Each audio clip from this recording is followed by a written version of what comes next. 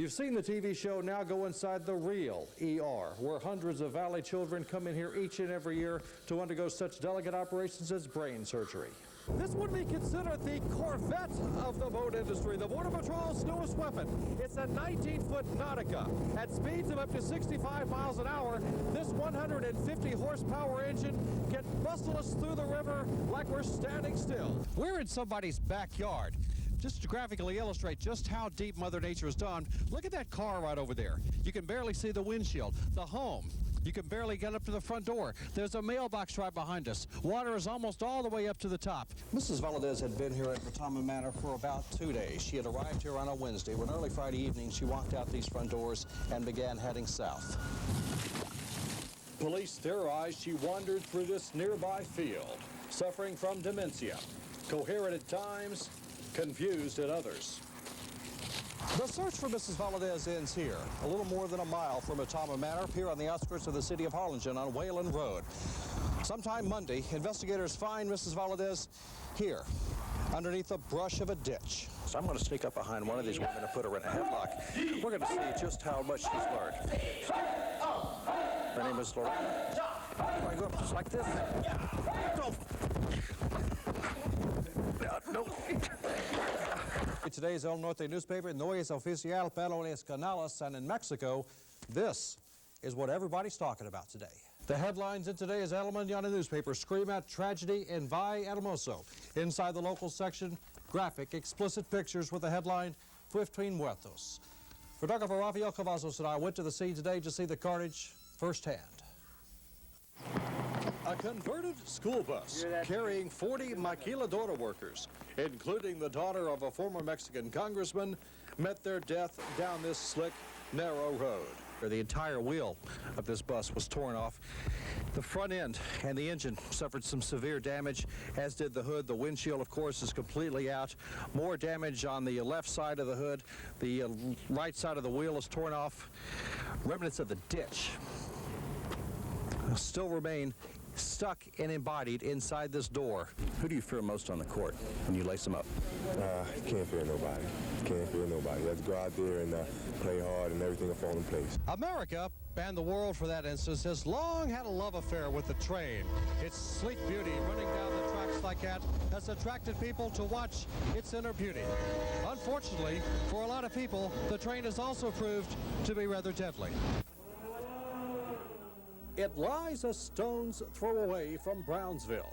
Obregon Avenue hosts to thousands of Texas teenagers on a Friday night. And it will take every one of these 20 officers to maintain control over a burgeoning and increasingly drunken teenage crowd.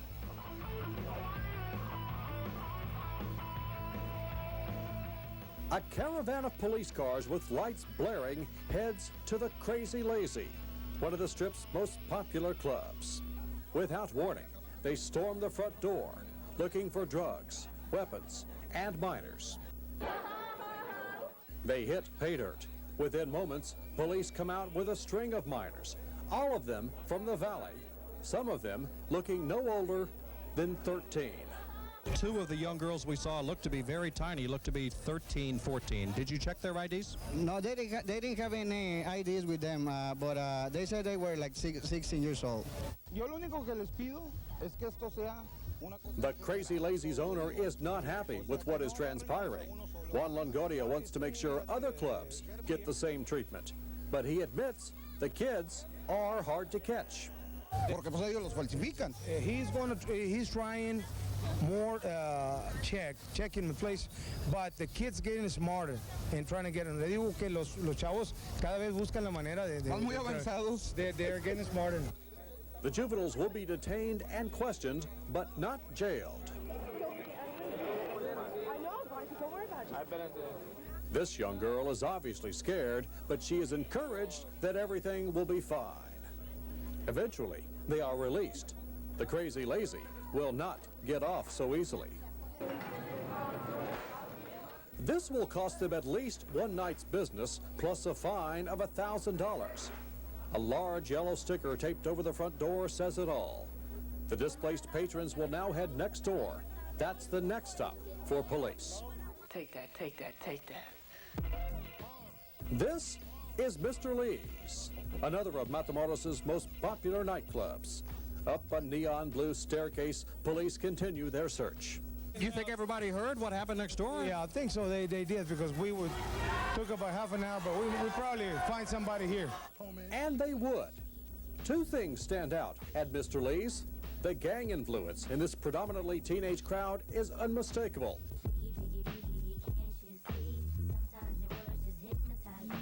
This young man has a bloodied T-shirt to match. The second is the presence of fake IDs.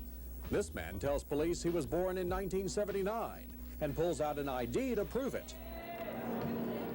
Only problem is, it's as phony as they get. Still, this primitive-looking fake ID allows him to escape punishment. You got your wallet with you? Police say other teens are walking around in a drunken stupor. Eventually, more minors will be carted out of here, and Mr. Lee's will have an early closing as well. In the span of about 30 minutes, two of this city's most popular nightclubs have been shut down. Thousands of teenagers have been dispersed from these clubs. Owners have lost several $1,000s in business, all because they've caught minors inside. And police aren't through yet. There are more clubs to check up and down Obligón Avenue, and the word is quickly spreading. You realize you guys have shut down two of the city's most popular clubs, and probably about 1,000 teenagers now are running around with nothing to do? Well, I hope they go back to Brownsville.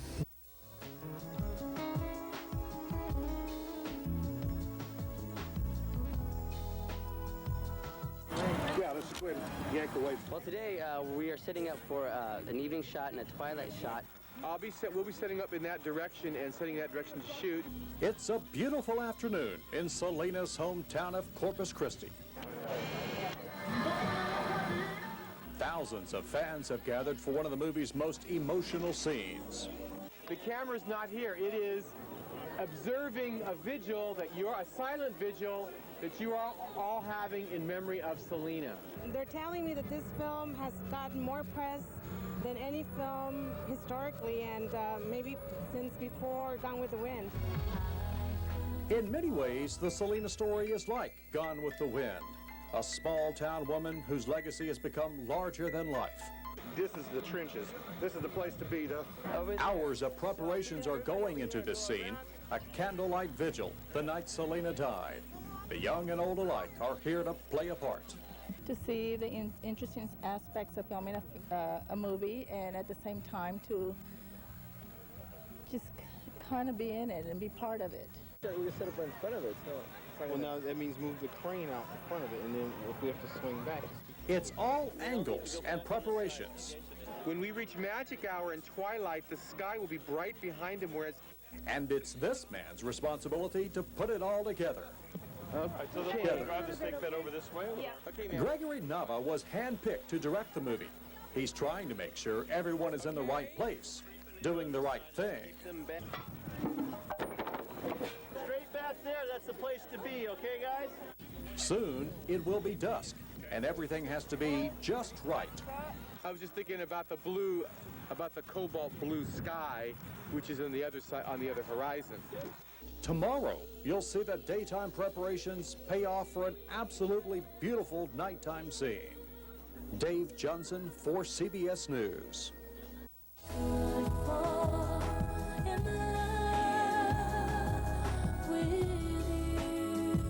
Oh my God, Selena's gonna be here.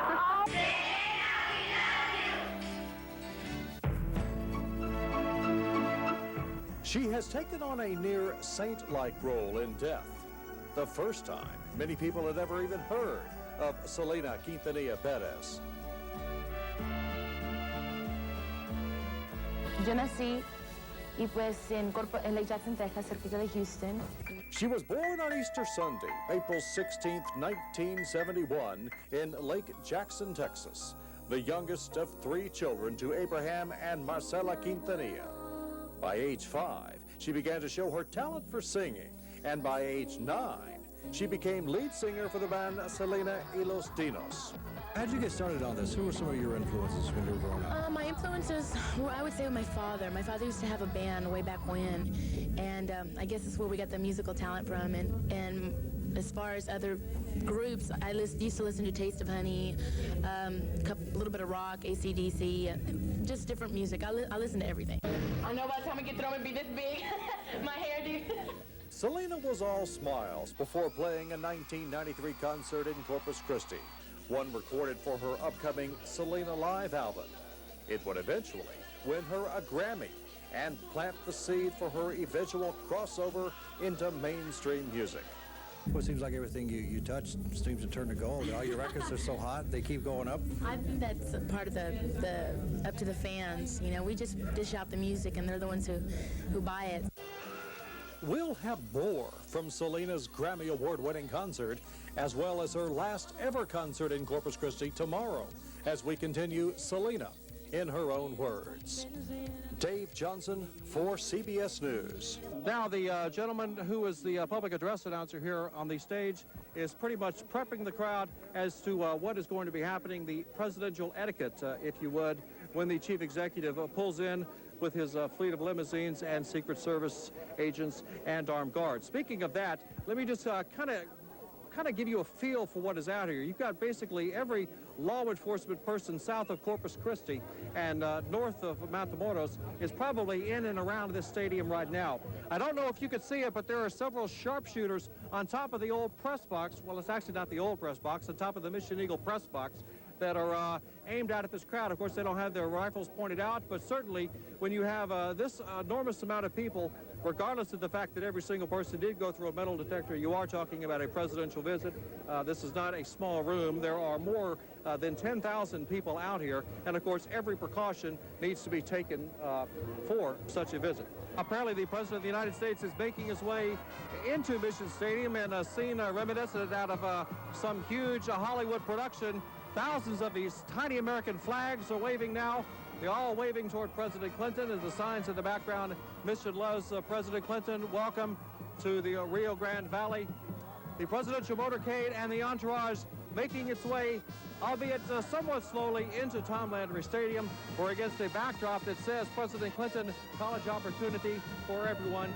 It will be a speech to remember. Certainly, the temperatures out here today could not be more beautiful. If this would be June, July in most places in the country. Perhaps the skies are opening up. We're going to be blessed with good weather. We're blessed with an orderly crowd here. Everybody's excited, waiting to see the President of the United States. His limousine has just pulled in just to the back of over there. Obviously, you can tell the other side, the stands are over there are all packed up because obviously nobody could see from the other side. And with this massive humanity that is out here, it may be somewhat difficult for you to see the actual limousine pulling in. Although we have a 3-camera setup, we're trying to give you the best view possible. What we can tell you is that it's making its way very slowly. Now, what is going to happen? That the president will get out of the limousine. He'll speak to a few local dignitaries. He'll speak to some of the local school kids that have been chosen to speak to the president. He will then make his way up onto the stage, upon where the presidential seal is. We've all seen that on television before in the microphones, and there will be a thunderous jolt when William Jefferson Clinton, the 42nd president of the United States, has announced President Clinton now is coming in to Tom Landry Stadium. Cannot exactly see him, but I am told he is walking into the stadium. The National Press Corps is following his every move. That would be the 4 major networks, plus both of the major wire services. They follow his every move. As he goes, they fly with him on every trip.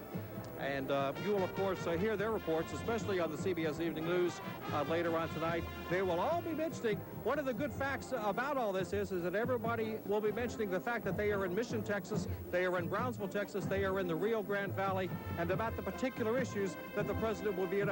This is the kind of publicity that you really, the Chamber of Commerce couldn't buy this kind of publicity. This is something a presidential visit has these intrinsic kinds of after effects that go along with it. Not only do the local people here get to be a part of history, but the rest of the country gets to see what we take for advantage and what we take for granted each and every day. This is KGBT TV, the Valley's news leader. News 4 at 5 begins now. Another reminder of the dangers of kids playing with matches. As a result, a Valley home catches fire and a 2-year-old is trapped inside. Muy buenas tardes. I'm Marta Benavides. And I'm Dave Johnson. Good evening, everyone. It was a disaster waiting to happen. Kids playing with matches, not knowing what would happen as a result. What did happen would send shivers up any parent's spine. Their home ablaze and a 2-year-old trapped inside. That's right. Roxanne Garza has more on the story. She joins us live from our McAllen newsroom with more. Roxanne? Dave, Martha, today's fire is a perfect example of what can happen when kids get their hands on matches. Pastor at the church says the donor might have heard a plea for missionary funds at a Sunday service. Well, what would you do if fear kept you from answering your telephone or leaving your own home? How would you feel if that fear was caused by a stranger that had decided to target you for stalking, or worse, what if it was someone that you knew? That does indeed happen. As Paul Lazon reports, it is a crime that many states are only now starting to do something about. Dover, New Hampshire. More local news headed your way at the top of the hour. Irma Choppa's in our newsroom with a preview. Irma? Hey, Dave, and good afternoon, Val. It is a cliche that has been around since the beginning of time. One man's junk is another man's treasure. That seems to be the case in Detroit, Dave, where a controversial artist is getting kicked out of his studio, an al-fresco studio that makes up more than a city block. That's right. Reporter Drew Levinson says the artist is not as beloved as he thought he was. Tyree Guyton. Thanks a lot, Carlos. Everybody wants to hire a winner. Now, when you think of the loud and the bold and the boisterous and the people that just go crazy at Little League baseball games, it's the parents that you usually think of. Well, David, the woman you're about to meet has no kids, absolutely no kids playing in the game, no grandkids, no nephews, and no neighbors. Well, as Steve Hartman reports, you will not find a bigger fan.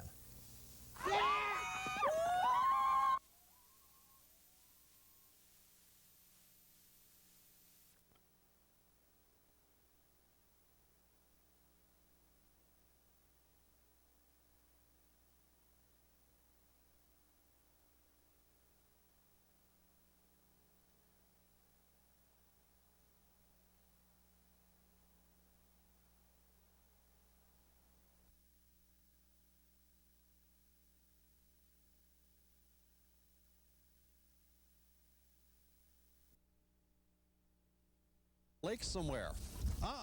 We're in somebody's backyard. Just to graphically illustrate just how deep Mother Nature has done, look at that car right over there. You can barely see the windshield. The home, you can barely get up to the front door. There's a mailbox right behind us. Water is almost all the way up to the top. Basically, Mother Nature has put a whammy on this particular area. John Zerv's home is also badly damaged. He says the land is low and not draining off as it should. And we're going to be full for a week or so. And these folks got to have food, stuff like that. In the meantime, life must go on. Tractor trailers continue to haul, and local school buses cart the kids to and from school. But as residents look to the heavens for help, a sea of water brings them back to the harsh reality that help is desperately needed. Is this what life in the golden years is supposed to be like? Oh, I don't know. It must be. It must be, because this must be the way it goes.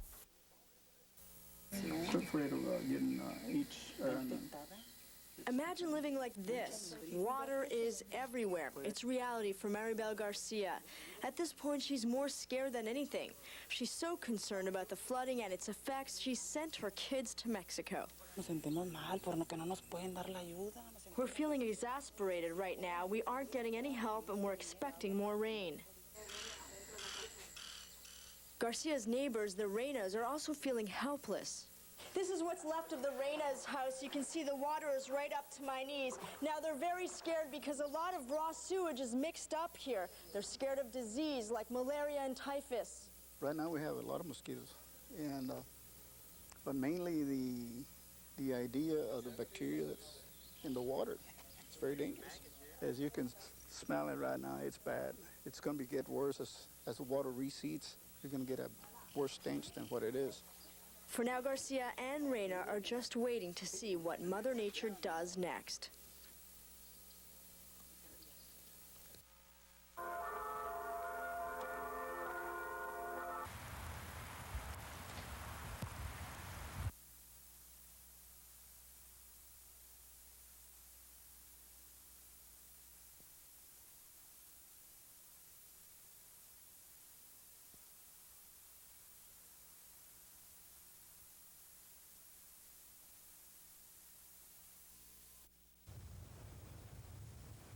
More than 7 million fish have been killed statewide by the coastal bloom of red tide that began on September the 18th. And at least 1.5 million fish have washed up on the beaches here in southernmost Texas. At this point, it's still very much with us in the Gulf. Indeed, a recent flight by coastal biologists showed the immense bloom stretching along the coast for more than 100 miles, from north of Port Mansfield and extending at least 50 miles south into Mexico. The red tide is a massive bloom of algae that produces a toxin lethal to fish. And while the exact cause of the deadly tide has yet to be determined, there has been an alarming increase in water-related poisonings throughout the world during the past 2 decades. With more and more activity, human activity going on with agricultural facilities.